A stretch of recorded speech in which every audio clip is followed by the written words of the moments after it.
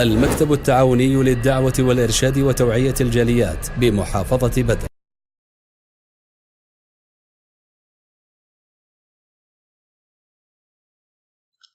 السلام علیکم ورحمۃ اللہ وبرکاتہ.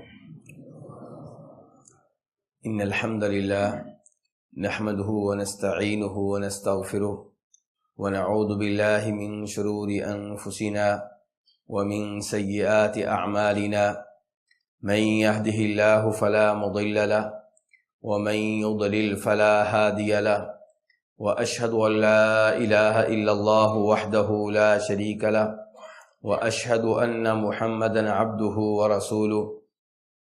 يا أيها الذين آمنوا اتقوا الله حق تقاته ولا تموتن إلا وأنتم مسلمون.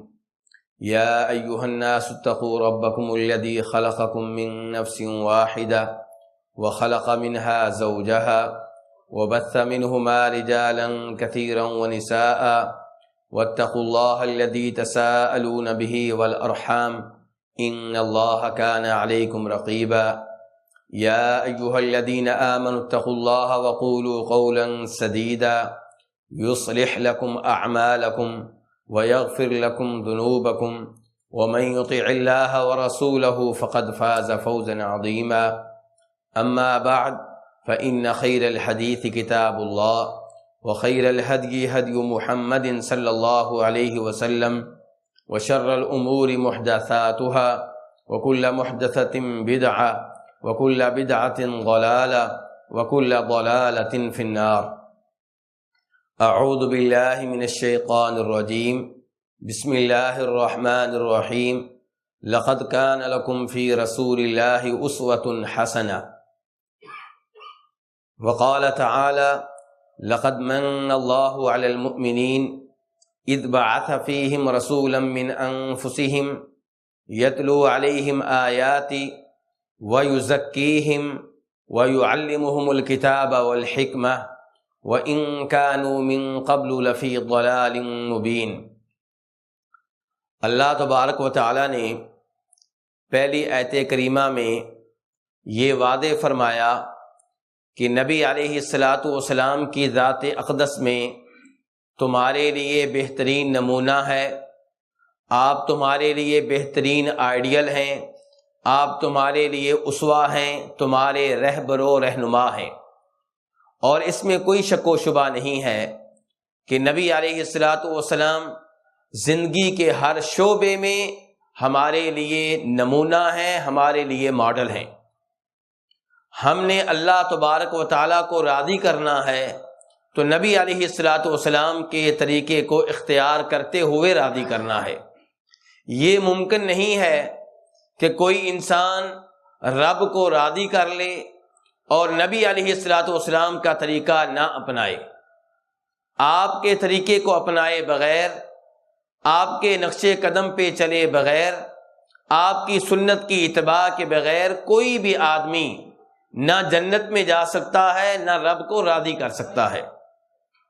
نبی علیہ الصلوۃ والسلام کی سیرت ایک طویل، لمبا اور متنوع قسم کا موضوع ہے.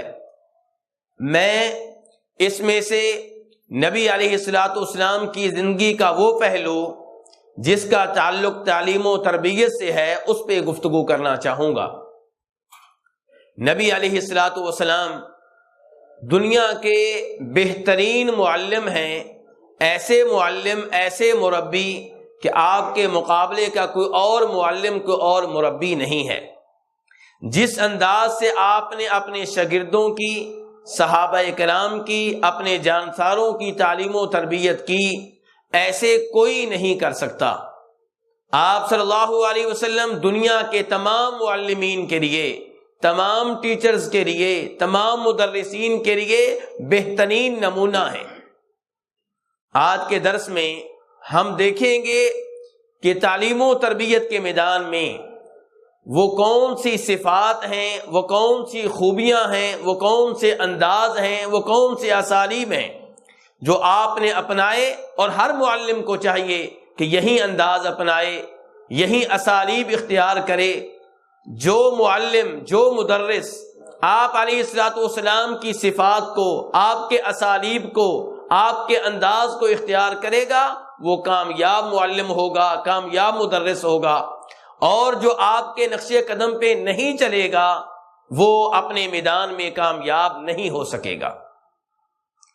نبی صلی اللہ علیہ وسلم کی تعلیم و تربیت میں ایک عظیم خوبی ہم یہ دیکھتے ہیں کہ آپ عظیم اخلاق کو اختیار کیے ہوئے تھے۔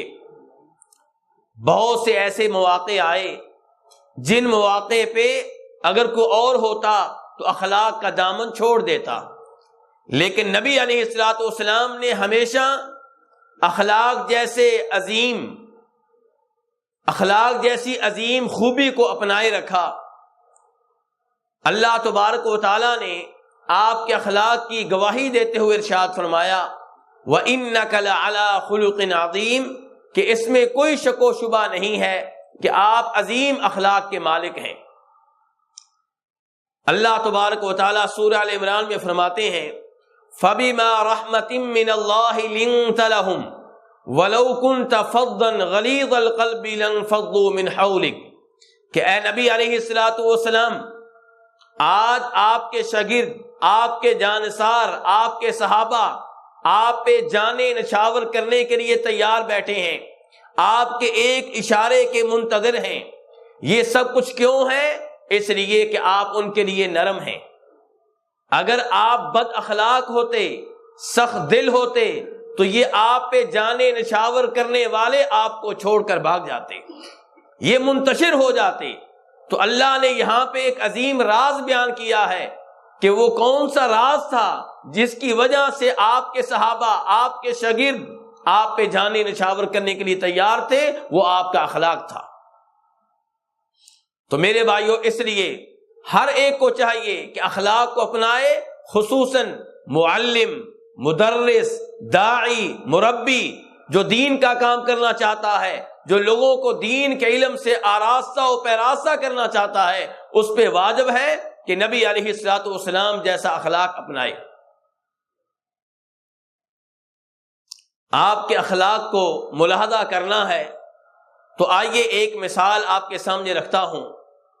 جناب انس ابن مالک روایت کرتے ہیں کہ نبی علیہ الصلوۃ والسلام نے ایک دفعہ نجران کی بنی ہوئی چادر پہنی ہوئی تھی۔ نجران کس ملک میں ہے میرے بھائیوں؟ جی، اس کا مطلب آپ میرے ساتھ ہی ہیں۔ تو نجران کی چادر آپ نے پہنی ہوئی تھی اور اس کے کنارے بہت سخت تھے۔ ایک اعرابی آیا۔ اعرابی کسے کہتے ہیں؟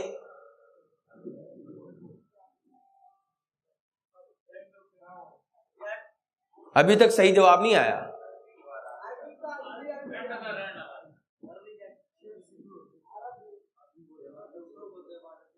ابھی تک صحیح جواب نہیں آیا۔ اعرابی نہ شہروں میں رہتے ہیں نہ گاؤں میں رہتے ہیں۔ اعرابی وہ ہوتے ہیں جو اپنے جانور لے کر وہاں پہنچ جاتے ہیں جہاں پہ پانی ہو، جہاں پہ سبزہ ہو، چارہ ہو، جن کا کوئی مستقل گھر نہیں ہوتا، خانہ بدوش، صحرا نشین، بادیہ نشین۔ تو ایک اعرابی نبی علیہ الصلوۃ والسلام کے پاس آیا اور آپ کی چادر کو زور سے کھینچا۔ جناب انس ابن مالک کہتے ہیں کہ اس نے آپ کی چادر کو اتنے زور سے کھینچا کہ میں نے دیکھا کہ چادر کو زور سے کھینچنے کی وجہ سے آپ کے پاک جسم پہ نشانات پڑ چکے ہیں۔ اگر ایسی حرکت کوئی میرے اور آپ کے ساتھ کرے تو ہمارا اس کے ساتھ رویہ کیا ہوگا؟ آپ سوچ لیں، فیصلہ کر لیں۔ لیکن یہ دنیا کے نمبر 1 معلم ہیں، دنیا کے نمبر 1 مربی ہیں۔ آپ علیہ الصلوۃ والسلام نے اسے کچھ نہیں کہا، اس کی طرف دیکھا، مسکرا کر دیکھا۔ وہ آگے سے کیا کہہ رہا ہے؟ وہ کہتا ہے مرلی من مال اللہ الذی اعطاک، کہ اللہ نے آپ کو مال دیا ہے۔ کس نے دیا ہے؟ یعنی کہ کہنا چاہتا ہے کہ آپ اس کے مالک نہیں ہیں۔ یعنی کہ ان الفاظ میں بھی آپ یہ نہ سوچیں کہ توحید ہے، یعنی کہ وہ اشارہ یہ کرنا چاہتا ہے کہ یہ مال آپ کی ملکیت نہیں ہے، اللہ نے جو مال دیا ہے اس میں سے مجھے بھی دیجیے۔ نبی علیہ الصلوۃ والسلام نے اپنے صحابہ کرام سے کہا کہ اسے کچھ نہ کچھ مال دے دیا جائے، چنانچہ آپ کے کہنے پہ اس اعرابی کو کچھ نہ کچھ مال دے دیا گیا۔ میرے بھائیو اندازہ کریں، میں اور آپ کچھ بھی نہیں ہیں، عام سے لوگ ہیں، اور ہمیں کوئی گالی دے دے، ہماری قمیض کو پیچھے سے کھینچ لے، ہمارے رومال کو کھینچ لے، تو ہم اسے عزت کا مسئلہ بنا لیں گے، ہم پوچھیں گے تیری یہ جرت کیسے ہوئی؟ لیکن دیکھیے نبی علیہ الصلوۃ والسلام کی طرف آپ نے کچھ بھی نہیں کہا، بلکہ اسے دیکھ کر مسکرائے ہیں، اور پھر جو اس کا مطالبہ تھا اسے پورا کیا ہے۔ یہی وہ وجہ ہے جس کی وجہ سے اللہ نے گواہی دی ہے وَإِنَّكَ لَعَلَىٰ خُلُقٍ عَظِيمٍ، کہ اس میں کوئی شک و شبہ نہیں ہے کہ آپ عظیم اخلاق کے مالک ہیں۔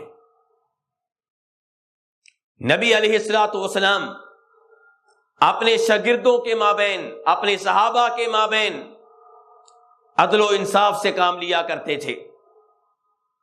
آپ نے کسی کو دوسرے پہ بلا وجہ فوقیت نہیں دی۔ اگر کسی کو فوقیت ملی ہے، ترجیح ملی ہے، تو تقویٰ کی وجہ سے، پرہیزگاری کی وجہ سے، نیکی کی وجہ سے، لیکن قبیلے کی وجہ سے، برادری کی وجہ سے، مال کی وجہ سے آپ نے اپنے کسی ایک شاگرد کو دوسرے پہ ترجیح میرے ساتھ ہی ہے نا، ترجیح نہیں دی۔ نبی صلی اللہ علیہ وسلم نے اس معاملے میں اللہ تعالیٰ کے ان ارشادات کو پیش نظر رکھا ہے جن میں اللہ نے عدل و انصاف کا حکم دیا ہے۔ اللہ فرماتے ہیں ان اللہ یأمر بالعدل والاحسان، کہ اللہ تعالیٰ حکم دیتے ہیں کس چیز کا؟ عدل و انصاف کا۔ وَأُمِرْتُ لِأَعْدِلَ بَيْنَكُمْ، نبی علیہ الصلوۃ والسلام فرماتے ہیں، اور اللہ تعالیٰ نے آپ کا یہ قول قرآن میں نقل کیا ہے کہ مجھے حکم ملا ہے کہ میں تم لوگوں کے درمیان عدل و انصاف سے کام لوں۔ تو نبی علیہ الصلوۃ والسلام نے تمام لوگوں کے ساتھ عدل و انصاف کا مظاہرہ کیا ہے۔ ایک مثال آپ کے سامنے رکھنا چاہوں گا، امام بخاری اور امام مسلم یہ دونوں روایت کرتے ہیں جناب عائشہ رضی اللہ تعالی عنہا سے کہ جب مکہ فتح ہوا ان دنوں ایک قریشی عورت نے چوری کر لی۔ یہ کیس نبی علیہ الصلوۃ والسلام تک پہنچا۔ اب چور کی اسلام میں کیا سزا ہے میرے بھائیوں؟ کہ اس کا ہاتھ کاٹ ڈالا جائے۔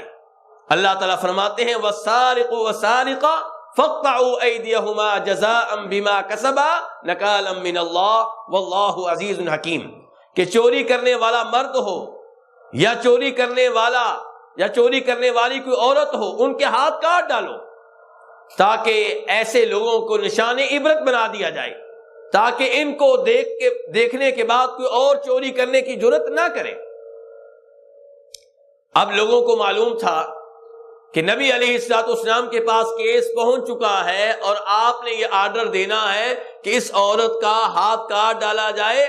آپ نے یہ نہیں دیکھنا کہ یہ قریشی خاندان سے تعلق رکھتی ہے، یہ ہاشمی ہے یا انصاری ہے یا مہاجر ہے، اس کی جو بھی حیثیت ہو، جس قبیلے سے بھی تعلق رکھتی ہو، اس کا ہاتھ کاٹ ڈالا جائے، یہ آپ کا آرڈر ہوگا۔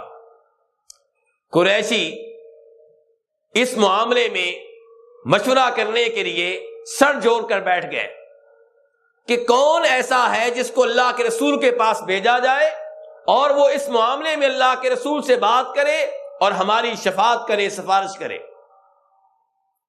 لوگوں نے کہا ایک ہی ہے جو آپ کے پاس اس عورت کی شفاعت کر سکے، وہ ایک ہی ہے۔ وہ کون ہوگا میرے بھائیوں؟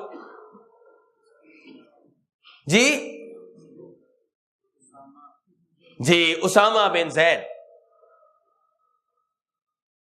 کہا گیا کہ آپ کے لاڈلے، آپ کے چہیتے، آپ کے محبوب اسامہ بن زید ہیں، اگر وہ شفاعت کریں تو شاید نبی علیہ الصلوۃ والسلام ان کی شفاعت قبول کر لیں۔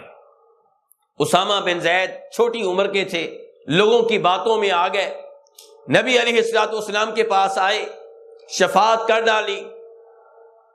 آپ نے کہا اتشفع فی حد من حدود اللہ، اسامہ تمہاری یہ جرت کہ اللہ کی حدود میں شفاعت کے لیے آ گئے ہو۔ جب اسامہ بن زید نے یہ جملہ سنا، معاملے کی سنگینی کا احساس ہوا، تو کہا اللہ کے رسول استغفر لی، مجھ سے غلطی ہو گئی ہے کہ میں نے اللہ کی حدود میں شفاعت کی ہے، آپ اللہ تعالیٰ سے میرے لیے معافی مانگے۔ اس موقع پہ نبی علیہ الصلوۃ والسلام نے کیا کیا؟ آپ نے رات کے ٹائم لوگوں کو جمع کیا، خطبہ ارشاد فرمایا اور کہا تم سے پہلی قومیں اسی لیے ہلاک ہو گئی تھیں کہ جب ان میں کوئی با اثر آدمی، صاحب حیثیت آدمی چوری کیا کرتا تھا تو اسے چھوڑ دیتے تھے، سزا نہیں دیتے تھے، اس پہ اللہ کی حد قائم نہیں کرتے تھے، اور اگر کوئی کمزور آدمی چوری کرتا تو اس پہ اللہ کی حد قائم کرتے تھے۔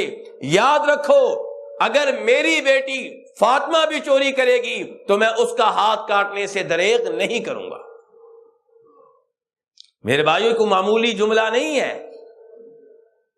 آپ کہہ رہے ہیں کہ اگر میری بیٹی فاطمہ بھی چوری کرے گی تو میں اس کا ہاتھ کاٹنے سے دریغ نہیں کروں گا۔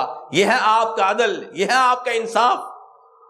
اور تعلیم دینے والے میرے دوست، لوگوں کی تربیت کرنے والے میرے احباب، اپنی کلاس میں، اپنی مسجد میں، اپنے مدرسے میں عدل و انصاف سے کام لیں۔ تمام شاگردوں سے ایک جیسا سلوک کیا جائے، تب ان کے دل میں آپ کی محبت پیدا ہوگی، آپس میں بھی ان کے دلوں میں محبت رہے گی۔ اور اگر آپ ایک لڑکے کو، ایک طالب علم کو دوسرے پہ ترجیح دیں گے اس کی برادری کی وجہ سے، اس کے شہر کی وجہ سے، اس کے مال کی وجہ سے، تو اس سے آپس میں بغض و عداوت پیدا ہوگی اور آپ کے بارے میں بھی بغض و عداوت پیدا ہوگی۔ تو نبی علیہ الصلوۃ والسلام کی یہ خوبی بھی ہمارے لیے اسوہ ہے، ہمیں چاہیے کہ ہم اسے اپنائیں تاکہ بہترین معلم بن سکیں، بہترین مدرس بن سکیں۔ نبی علیہ الصلوۃ والسلام کی بطور معلم، بطور مربی، بے شمار خوبیوں میں سے ایک خوبی یہ تھی کہ آپ عاجز و انکساری کا پیکر تھے، آپ میں تکبر نہیں تھا، آپ میں غرور نہیں تھا، آپ میں فخر نہیں تھا۔ اور نبی علیہ الصلوۃ والسلام نے تواضع کی ترغیب دیتے ہوئے ارشاد فرمایا ہے کہ وما تواضع احد للہ الا رفعہ اللہ۔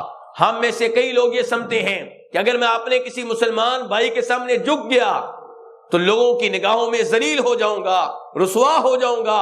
اللہ کے رسول علیہ الصلوۃ والسلام فرماتے ہیں اگر کوئی اللہ کو راضی کرنے کے لیے عاجزی اور انکساری کو اختیار کرے گا، تواضع کو اختیار کرے گا، اللہ اسے ذلیل نہیں ہونے دے گا، بلکہ اللہ اسے بلندی دے گا، اللہ اسے عزت دے گا، اللہ اسے شان دے گا، اللہ اسے مقام دے گا۔ اور نبی علیہ الصلوۃ والسلام کی تواضع کو دیکھنا ہو تو جناب انس ابن مالک سے پوچھئے۔ امام بخاری روایت کرتے ہیں کہ جناب انس ابن مالک کہتے ہیں ان الامۃ من اماء المدینۃ لتأخذ بید النبی صلی اللہ علیہ وسلم فتنطلق به حیث شاءت۔ مدینہ کی عام سی لونڈی، اسے آپ کی حاجت ہوتی، آپ کی ضرورت ہوتی، آپ کا ہاتھ پکڑتی اور مدینہ کی جس گلی میں چاہتی آپ کو لے جاتی، آپ اس کی حاجت کو پورا کرتے، اس کی گفتگو کو سنتے۔ میرے بھائیوں، لونڈیوں کے ساتھ آپ کا یہ معاملہ تھا، اتنی تواضع تھی، اتنی عاجزی تھی، اتنی انکساری تھی، باقی لوگوں کے ساتھ آپ کا معاملہ کیسا ہوگا؟ تو معلم کو چاہیے، مدرس کو چاہیے، لوگوں کو دینی علم سے آراستہ و پیراستہ کرنے والے احباب کو چاہیے کہ تواضع، عاجزی، انکساری کا مظاہرہ کریں۔ نبی علیہ الصلوۃ والسلام کو بطور نمونہ اپنے سامنے رکھیں۔ آپ کا دوسرا نمونہ دیکھیے، جناب ابو ہریرہ کہتے ہیں کہ ایک دفعہ نبی علیہ الصلوۃ والسلام نے فرمایا کہ جتنے بھی نبی گزرے ہیں ہر نبی نے بکریاں چرائی ہیں۔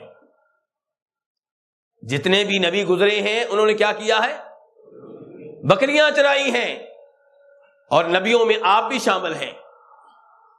میں اور آپ آج مدینہ پہنچ چکے ہیں، بدر میں آ چکے ہیں، اب ہمارے اچھے اچھے مکان پاکستان انڈیا میں بن چکے ہیں۔ آج کوئی ہمارے ماضی کے بارے میں بات کر کے دیکھے، کوئی یہ کہہ کے دیکھے کہ تو بکریاں چراتا رہا ہے، ہم غصے سے لال پیلے ہو جائیں گے۔ اور یہاں پہ نبی علیہ الصلوۃ والسلام کیا فرما رہے ہیں کہ ہر نبی نے بکریاں چرائی ہیں۔ صحابہ کرام نے کہا اللہ کے رسول آپ نے بھی؟ فرمایا ہاں، میں بھی مکہ والوں کے لیے بکریاں چراتا رہا ہوں۔ میرے بھائیو یہ تواضع، یہ عاجزی، یہ انکساری، اور اس میں بھی اللہ کی ایک حکمت ہے کہ انبیاء کرام نے لوگوں کی قیادت کرنی ہوتی ہے، امامت کرنی ہوتی ہے، لیڈری کا فریضہ سر انجام دینا ہوتا ہے، اور لوگوں کو سنبھالنا آسان نہیں ہے۔ ہر آدمی چاہتا ہے میری خواہش پوری ہو، تو اللہ تبارک و تعالیٰ نے انبیاء کرام علیہم السلام سے بکریاں چروائی ہیں، کیونکہ بکریوں کو بھی سنبھالنا آسان نہیں ہے۔ جو بکریوں کو چرانے میں ماہر ہوگا وہ لوگوں کو بھی سنبھال لے گا، قیادت اور امامت کا فریضہ صحیح معنوں میں سر انجام دے گا۔ لیکن بہرحال اس سے آپ کی تواضع معلوم ہوئی، آپ کی عاجزی معلوم ہوئی۔ نبی علیہ الصلوۃ والسلام کی بطور معلم، بطور مربی، بے شمار صفات اور خوبیوں میں سے خوبی یہ ہے کہ آپ اپنے شاگردوں کے ساتھ مزاح کیا کرتے تھے۔ مزاح ہم لوگ بھی کرتے ہیں، لیکن ہمارا مزاح در حقیقت مزاح نہیں ہوتا، یہ طنز ہوتا ہے۔ ہم دوسرے کو تکلیف دیتے ہیں، اس کے دل پہ چوٹیں لگاتے ہیں، اسے دوسرے لوگوں کے سامنے رسوا کرتے ہیں، اس کی توہین کرتے ہیں۔ لیکن نبی علیہ الصلوۃ والسلام کا مزاح وہ مزاح تھا جس سے وہ بھی خوش ہو جاتا جس سے آپ مزاح کیا کرتے تھے۔ امام بخاری اپنی کتاب الادب المفرد میں، امام ترمذی الشمائل المحمدیہ میں روایت کرتے ہیں کہ جناب انس بن مالک کہتے ہیں آپ کے پاس ایک آدمی آیا، کہنے لگا اللہ کے رسول میرے پاس کوئی سواری نہیں ہے، مجھے کوئی سواری دے دیں۔ آپ نے کہا میں تجھے اونٹنی کا بچہ دوں گا۔ حاجی صاحب کیا کہا؟ اونٹنی کا بچہ دوں گا۔ وہ صحابی کہنے لگے اللہ کے رسول میں نے سواری کرنی ہے، اونٹنی کے بچے کو میں کیا کروں گا؟ آپ نے فرمایا جتنے بھی اونٹ ہوتے ہیں کسی نہ کسی اونٹنی کے بچے ہوتے ہیں۔ تو وہ آدمی مسکرا پڑا، ہنس پڑا۔ اس انداز سے آپ مزاح کیا کرتے تھے۔ اور جناب ابو ہریرہ کہتے ہیں کہ ایک دفعہ صحابہ کرام نے آپ سے کہا تھا کہ اللہ کے رسول انک تداعبنا، آپ ہمارے ساتھ مزاح کرتے ہیں۔ فرمایا ہاں میں تمہارے ساتھ ہنسی مزاح کرتا ہوں، غیر انی لا اقول الا حقا، لیکن ایک بات یاد رکھنا میں ہنسی مزاح میں بھی وہی بات کرتا ہوں جو حقیقت پہ مبنی ہوتی ہے، میں جھوٹ نہیں بولتا، میں غلط بات نہیں کرتا۔ یہ حدیث پڑھنے کے بعد مجھے ایک کلپ یاد آ رہا ہے، شاید پچھلے دنوں آپ کی نگاہوں سے بھی گزرا ہوگا۔ کراچی میں ایک مذہبی لیڈر ہیں، وہ کسی جگہ فتویٰ دے رہے ہیں اور ان کے دائیں بائیں ان کے اپنے مرید بیٹھے ہوئے ہیں۔ ان مریدوں میں سے ایک مرید پوچھتا ہے کہ حضرت لوگ کہتے ہیں کہ قرآن پاک میں یہ آیا ہے کہ قل انما انا بشر مثلکم، کہ اے نبی علیہ الصلوۃ والسلام آپ لوگوں کو بتا دیں، لوگوں کو یہ عقیدہ سمجھا دیں کہ میں تمہاری طرح کا ایک بشر ہوں۔ یہ کیا ہے میرے بھائیو؟ قرآن کی آیت ہے، اور اس میں کوئی شک و شبہ نہیں ہے کہ نبی علیہ الصلوۃ والسلام اگرچہ شان اور مقام کے لحاظ سے تمام انسانوں میں سب سے افضل، سب سے بہتر، سب سے اعلیٰ، سب سے مقدس ہیں، امام الانبیاء ہیں، لیکن بشر ہونے کے لحاظ سے آپ بشریت سے خارج نہیں ہوئے، بشریت کے دائرے کے اندر رہے۔ آپ کے بھی والدین تھے، آپ کی بھی اولاد تھی، آپ کی بیویاں تھیں، بھوک لگتی تھی، غسل واجب ہوتا تھا، اور زخم آپ کو لگتے رہے، خون آپ کا بہتا رہا۔ اس لحاظ سے آپ بشر ہیں، لیکن شان اور مقام کے لحاظ سے آپ سب سے اوپر ہیں۔ اب اس مذہبی لیڈر سے سوال ہو رہا ہے کہ قرآن پاک میں تو یہ آیا ہے کہ اے نبی علیہ السلام آپ لوگوں کو بتائیں کہ میں تمہاری طرح کا بشر ہوں۔ وہ آگے سے کیا کہتے ہیں؟ یہ مذہبی لیڈر سنیے دھیان سے، کہتے ہیں وہ تو آپ نے عاجزی اور تواضع میں کہہ دیا۔ میرے بھائی بات کو سمجھیں ذرا، مذہبی لیڈر کہہ رہے ہیں کہ انہوں نے عاجزی اور تواضع میں یہ کہہ دیا ہے، جس کا دوسرا مطلب یہ نکلا کہ یہ بات ٹھیک نہیں ہے، نعوذ باللہ جو اللہ نے کہا ہے وہ ٹھیک نہیں ہے، آپ نے تو عاجزی میں کہہ دیا ہے۔ جبکہ ہمارا ایمان ہے کہ جو اللہ نے کہا وہ حق اور سچ ہے، یہ جھوٹے ہیں، اللہ کا کلام سچا ہے۔ اور جو نبی علیہ الصلوۃ والسلام نے کہا، چاہے تواضع میں کہا، چاہے غصے میں کہا، چاہے عاجزی میں کہا، آپ نے جو بھی کہا سچ کہا، حق کہا۔ تو نبی علیہ الصلوۃ والسلام ہنسی مزاح کیا کرتے تھے، لیکن آپ کے ہنسی مزاح میں کسی کے لیے کوئی تکلیف نہیں تھی۔ آپ کا ہنسی مزاح حق پہ مبنی تھا، اس میں کوئی ایسی بات نہیں تھی جو شریعت کے خلاف ہو۔ تو جو معلمین ہیں، تدریس کرنے والے ہیں، تربیت کرنے والے ہیں، وہ بھی کبھی کبھار ہنسی مزاح کریں تو اس میں کوئی حرج نہیں ہے، بلکہ بہت اچھی بات ہے، کیونکہ لوگ درس سنتے سنتے اکتا جاتے ہیں۔ کیوں جی؟ ایسے ہی ہے نا، اکتا چکے ہیں نا لوگ، درس سنتے سنتے اکتا جاتے ہیں۔ تو درمیان میں اگر کبھی ہنسی مزاح ہو جائے تو اس میں کوئی حرج نہیں ہے، لیکن اس کو معمول بنا لینا، 24 گھنٹے یہی کام کرنا، یہ بھی ٹھیک نہیں ہے۔ اللہ تعالیٰ فرماتے ہیں فَلْيَضْحَكُوا قَلِيلًا وَلْيَبْكُوا كَثِيرًا، کہ لوگوں کو کثرت سے رونا چاہیے اور ہنسنے اور مسکرانے کا کام کم ہونا چاہیے۔ عام طور پہ لوگوں کو روتے رہنا چاہیے اپنے گناہوں کی وجہ سے، اللہ کے غضب کو یاد کر کے۔ تو اس لیے میرے بھائیوں، جو معلم ہیں، جو مدرسین ہیں، انہیں چاہیے کہ نبی علیہ الصلوۃ والسلام کی زندگی کے اس حصے کو بھی اپنے سامنے رکھیں۔ آپ کی پاک سیرت میں سے ایک چیز یہ بھی ہے کہ آپ صبر کرنے والے تھے، اور آپ جانتے ہیں کہ کلاس میں، مسجد میں درس دیتے ہوئے، مدرسہ میں پڑھاتے ہوئے، سکول میں دین کا علم دیتے ہوئے، کئی ایسے طالب علم ہوتے ہیں جو ایسی بات کر جاتے ہیں، ایسا جملہ کہہ جاتے ہیں، ایسی حرکت کر جاتے ہیں جس سے ٹیچر کو، معلم کو تکلیف ہوتی ہے۔ نبی علیہ الصلوۃ والسلام کا اس معاملے میں اسوہ یہ ہے کہ معلم کو صبر کرنا چاہیے، برداشت کرنا چاہیے، غصے کو پی لینا چاہیے۔ جناب عبداللہ ابن مسعود کہتے ہیں، بخاری شریف کی حدیث ہے کہ نبی علیہ الصلوۃ والسلام نے لوگوں میں مال تقسیم کیا۔ ایک آدمی نے کہا انہا لقسمۃ ما ارید بها وجہ اللہ، کہ یہ جو مال تقسیم ہوا ہے اس میں اللہ کی رضا کو مد نظر نہیں رکھا گیا۔ یہ کس کے بارے میں کہا جا رہا ہے جی؟ امام الانبیاء جناب محمد صلی اللہ علیہ وسلم کے بارے میں۔ یہ رپورٹ آپ تک پہنچی تو آپ نے اس آدمی کو ڈانٹا نہیں، اسے برا بلا نہیں کہا، بس اتنا کہا لقد اوذی موسیٰ باکثر من ھذا فصبر، کہ موسیٰ علیہ السلام انہیں مجھ سے کہیں زیادہ تنگ کیا گیا، تکلیفیں دی گئیں، ایسے الفاظ کہے گئے جن میں موسیٰ علیہ السلام کے لیے دکھ تھا، تکلیفیں تھیں، لیکن انہوں نے صبر کیا، برداشت سے کام لیا۔ یعنی کہ میں بھی ان کے نمونے پہ چلتے ہوئے، ان کے نقش قدم پہ چلتے ہوئے برداشت سے کام لوں گا، صبر کروں گا۔ لیکن ایک بات ذہن میں رہے، یہ تنقید جو تھی اس کا تعلق آپ کی ذات سے تھا۔ جب کسی نے دین کے بارے میں کوئی ایسی بات کہی، شریعت کے بارے میں ایسی بات کہی جس میں شرک تھا یا جس کا بدعات سے تعلق تھا، خرافات سے تعلق تھا، تو وہاں پہ آپ نے صبر نہیں کیا، وہاں پہ آپ نے وہ سب کچھ کہا جو اس موقع پہ کہنا چاہیے۔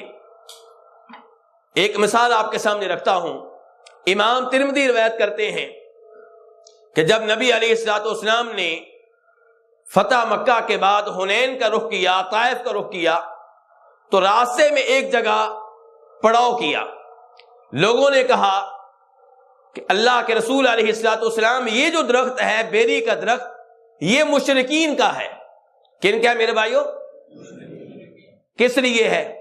کہا اس لیے کہ اس درخت کے ساتھ ان کا اعتقاد ہے، اس کے ساتھ وہ اپنی چیزیں لڑکاتے ہیں، یعنی کہ تبرک کے طور پہ، نفع کی امید سے اس کے ساتھ اپنی چیزیں لڑکاتے ہیں۔ جیسا کہ آج کل آپ نے دیکھا ہوگا بازاروں کے ارد گرد، کئی درختوں کے ارد گرد لوگ چھوٹے چھوٹے کپڑے لٹکاتے ہیں کہ ہماری حاجتیں پوری ہوں گی، ہمارے مسائل حل ہوں گے۔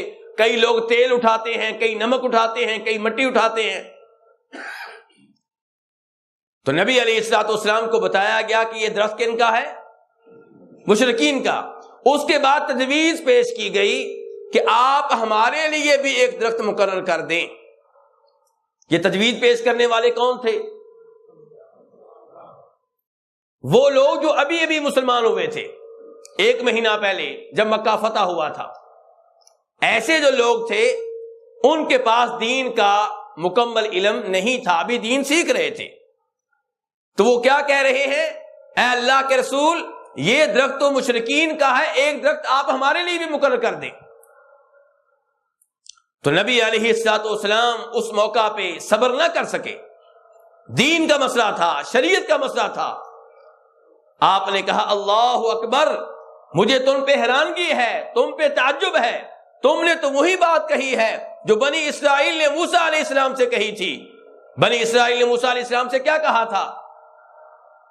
اجعل لنا الہا کما لہم آلہہ، کہ موسیٰ دیکھیے ان کے کتنے معبود ہیں، ایک معبود ہمارا بھی مقرر کر دیں. میرے بھائیوں غور کریں، غور کریں، مشرکین کی عقل پہ ماتم کریں کہ وہ اللہ جس نے بنی اسرائیل کو فرعون کی غلامی سے نجات دی، ان کے دشمن فرعون اور اس کے حواریوں کو سمندر میں غرق کیا، چاہیے یہ تھا ساری زندگی اس اللہ کا شکر کرتے ہوئے گزار دیتے. لیکن جو ہی سمندر کراس کیا، آگے دیکھا کہ لوگ شرک کر رہے ہیں، مختلف معبودوں کی عبادت کر رہے ہیں، تو کیا کہہ رہے ہیں کہ ہمارا بھی ایک معبود مقرر کر دیں. یہ ہوتا ہے مشرک. یہ کیسا معبود ہے جس کو انسان خود مقرر کرے؟ کیا یہ معبود کہلانے کا حقدار ہے جس کو انسان مقرر کرے، موسیٰ علیہ السلام مقرر کرے؟ معبود وہ ہے جو موسیٰ علیہ السلام کو پیدا کرے، جو موسیٰ علیہ السلام کو نبی بنائے، رسول بنائے اور بتائے کہ میں معبود ہوں. معبود وہ نہیں ہوتا جس کو لوگ خود تیار کریں، خود مقرر کریں، جس کی قبر خود بنائیں، جس کا مزار خود بنائیں، جس کو غسل خود دیں اور پھر وہ معبود بن جائے، مشکل کشا بن جائے، حاجت روا بن جائے. یہ میرے بھائیوں درست نہیں ہے. معبود وہ اللہ ہے جو ہمارا خالق، مالک اور رازق ہے. تو نبی علیہ السلام نے کیا کہا کہ تم نے تو وہی بات کہی ہے جو بنی اسرائیل نے موسیٰ علیہ السلام سے کہی تھی. میرے بھائیوں میرا آپ سے سوال ہے، کیا ان نئے مسلمانوں نے اللہ کے رسول سے یہ کہا تھا کہ ہمیں معبود چاہیے؟ صرف اتنا کہا تھا کہ درخت مقرر کر دیں. بنی اسرائیل نے کہا تھا معبود مقرر کر دیں، انہوں نے کہا تھا درخت مقرر کر دیں. یہ نہیں کہا تھا کہ ہم درخت کی عبادت کریں گے، یہ نہیں کہا تھا اس کو سجدے کریں گے، یہ نہیں کہا تھا اس کو رکوع کریں گے. لیکن میرے بھائیوں نبی علیہ الصلوۃ والسلام جان چکے تھے کہ اگر یہاں پہ مسلمانوں نے بھی اپنا درخت مقرر کر لیا اور اس کے ساتھ اعتقاد رکھنے لگے، کپڑے لٹکانے لگے، اسلحہ لٹکانے لگے، تلواریں لٹکانے لگے، خنجر لٹکانے لگے، تو یہ معبود بن جائے گا. پھر اس کو سجدے کریں گے، پھر اس کو رکوع کریں گے، پھر اس سے دعائیں کریں گے، تو یہ شرک کا اڈا بن جائے گا. اسی لیے آپ ناراض ہوئے اور فرمایا تمہارا یہ مطالبہ بنی اسرائیل کے موسیٰ علیہ السلام کے مطالبے سے ملتا جلتا ہے. تو میرے بھائیوں یہاں پہ آپ نے صبر سے کام نہیں لیا، یہاں آپ جلال میں آئے. تو جب شرک کا معاملہ ہو، بدعات کا معاملہ ہو، وہاں پہ نبی علیہ الصلوۃ والسلام غصے میں آ جاتے تھے. معلم، مدرس، مربی کو چاہیے کہ شرک و بدعات کا معاملہ ہو وہاں سختی سے روکے. اس کے علاوہ صبر سے کام لے، نرمی سے کام لے. نرمی کے بارے میں نبی علیہ السلام فرماتے ہیں جس چیز میں نرمی ہوگی اس میں خیر ہوگی، جس میں سختی ہوگی وہاں پہ خیر نہیں ہوگی. تو نبی علیہ الصلوۃ والسلام نے جب کبھی غلطی ہوئی نرمی سے کام لیا. ایک حدیث، آخری حدیث آپ کے سامنے رکھنا چاہوں گا، لیکن ذرا تفصیلی حدیث ہے اور آپ کی توجہ بھی چاہوں گا. اس حدیث کو روایت کرنے والے امام مسلم اور امام ابو داؤد ہیں. کون سے دو امام ہیں؟ امام مسلم اور ابو داؤد. اور حدیث کو نقل کرنے والے صحابی جناب معاویہ بن حکم سلمی رضی اللہ تعالی عنہ ہیں. یہ نئے نئے مسلمان ہوئے تھے، اللہ کے رسول علیہ الصلوۃ والسلام کی امامت میں نماز پڑھ رہے تھے. کسی آدمی کو چھینک آئی، چھینک آئے تو کیا کہنا چاہیے؟ الحمدللہ. اس آدمی نے کہہ دیا الحمدللہ. نماز میں چھینک آئے تو الحمدللہ کہنا چاہیے؟ جی کہنا چاہیے، لیکن آہستہ آواز سے. اس آدمی نے الحمدللہ کہہ دیا، ذرا اونچی آواز سے کہا ہوگا. تو جناب معاویہ نے جواب دیا یرحمک اللہ. کیا مطلب؟ اللہ تیرے اوپر رحمت نازل فرمائے. اب الحمدللہ میں کلام نہیں تھا، یرحمک اللہ میں کلام ہے تیرے اوپر، یعنی کہ آپ گفتگو کر رہے ہیں کسی سے، اور نماز میں گفتگو کی اجازت نہیں ہے. جب معاویہ بن حکم سلمی نے یرحمک اللہ کہا تو صحابہ کرام انہیں گھورنے لگے، تیز نگاہوں سے دیکھنے لگے کہ نماز میں اس نے کیا کر دیا ہے. ابھی صحابہ کرام جناب معاویہ کو گور رہے تھے، جناب معاویہ نے مزید کلام کیا، نماز میں مزید گفتگو کی. کہا تمہیں تمہاری ماں گم پائے، تمہیں کیا ہو گیا ہے، کیوں مجھے گور رہے ہو؟ صحابہ کرام نے اپنے ہاتھ اپنی رانوں پہ مارنے شروع کر دیے. جناب معاویہ کہتے ہیں میں سمجھ گیا کہ مجھے چپ کرا رہے ہیں، مجھے غصہ بڑا آیا لیکن میں چپ کر گیا. کہتے ہیں جب نماز ختم ہوئی میں نبی علیہ الصلوۃ والسلام کے پاس آیا تو آپ نے کہا ان هذه الصلاة لا يصلح فيها شيء من كلام الناس انما هي التسبيح والتکبیر وقراءۃ القرآن، کہ یہ نماز ہے، اللہ کی عبادت ہے، اس میں کلام کرنا جائز نہیں ہے، اس میں گفتگو کرنا جائز نہیں ہے. نماز نام ہے سبحان اللہ کہنے کا، اللہ کی تسبیح بیان کرنے کا. نماز نام ہے اللہ کی بڑائی بیان کرنے کا، اللہ اکبر کہنے کا. نماز نام ہے تلاوت کلام پاک کا. جناب معاویہ آپ کی اس نرمی سے، آپ کے اخلاق سے اتنے متاثر ہوئے، کہتے ہیں واللہ ما رأیت معلما قبلہ ولا بعدہ احسن تعلیما منہ، کہ میں اللہ کی قسم اٹھا کے کہتا ہوں میں نے آپ سے پہلے یا آپ کے بعد آپ سے بہتر کوئی ٹیچر، کوئی معلم نہیں دیکھا. فواللہ ما قہرنی ولا ضربنی ولا شتمنی، اللہ کی قسم نہ آپ نے مجھے ڈانٹا، نہ آپ نے مجھے مارا، نہ آپ نے مجھے برا بھلا کہا. جناب معاویہ کہتے ہیں کہ میں نے کہا اللہ کے رسول ہم لوگ نئے نئے مسلمان ہوئے ہیں اور اسلام ہمارے پاس اس حالت میں پہنچا ہے کہ ہم کاہنوں کے پاس جاتے ہیں، غیب کا دعویٰ کرنے والوں کے پاس جاتے ہیں، آج کی زبان میں نجومیوں کے پاس جاتے ہیں، بابوں کے پاس جاتے ہیں کہ یہ ہمیں غیبی باتیں بتائیں گے. تو اللہ کے رسول نے فرمایا لا تأتہم، تو کسی ایسے آدمی کے پاس نہ جانا جو غیبی بات بتانے کا دعویٰ کرتا ہو. میرے بھائی سن رہے ہیں؟ آج ہمارے لوگ کیا کہتے ہیں؟ کہتے ہیں نہیں جی یہ اللہ کا ولی ہے کیونکہ غیبی باتیں بتا رہا ہے. اللہ کے رسول فرما رہے ہیں غیبی بات کا دعویٰ کرنے والے کے پاس نہیں جانا. میرے بھائی جو یہ دعویٰ کرے کہ میں غیبی باتیں بتا سکتا ہوں، یہ نشانی ہے کہ یہ شیطان ہے، یہ شیطان کا ولی ہو سکتا ہے، اللہ کا ولی نہیں ہو سکتا. یہ علامت خود اس نے بیان کر دی ہے لیکن لوگ متاثر ہو جاتے ہیں نہیں جی اس نے غیبی بات بتا دی ہے. اگر واقعی اس نے غیبی بات بتائی ہے تو یہ علامت اور نشانی ہے کہ یہ شیطان ہے، کیونکہ اللہ نے کہہ دیا ہے کہ غیب کا علم کس کے پاس ہے؟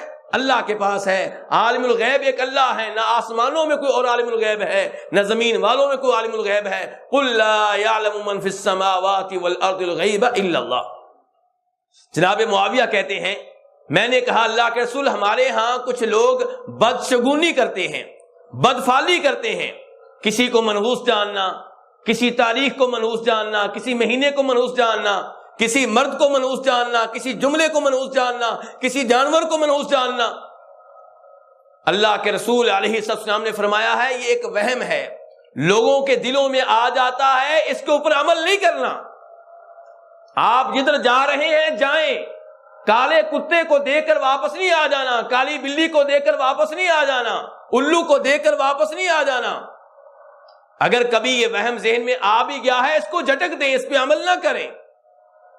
جناب معاویہ کہتے ہیں میں نے کہا ہمارے ہاں کچھ لوگ ہیں جو زمین پہ لکیریں کھینچتے ہیں، سڑکوں پہ بیٹھے ہوتے ہیں نا آج بھی، لکیریں کھینچ کر قسمت کا حال بتاتے ہیں.